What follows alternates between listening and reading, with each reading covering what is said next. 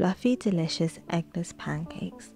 These are perfect for an easy weekend treat. Let's show you how we do it.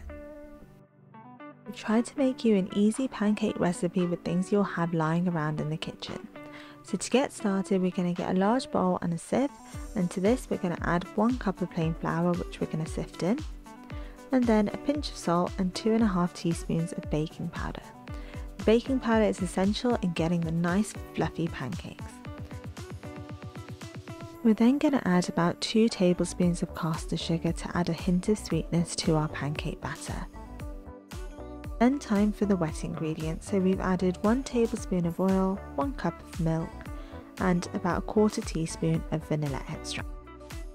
Give this all a good mix using a whisk. To get a really smooth pancake batter, it's really important that we sifted all the dry ingredients in and mixed well using the whisk. And that's it, your batter is done. We're now ready to cook our pancakes.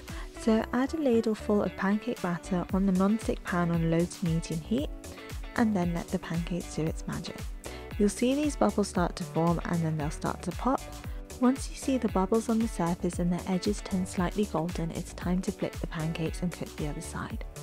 Look how deliciously golden brown those pancakes look. You want to keep going until all your batter is used up. If you want, you can add chocolate chips or nuts to the pancake batter to customize these pancakes. Stack them up and drizzle with your favorite syrup. You can even add some fresh berries or a dollop of whipped cream. Get creative with whatever toppings you want.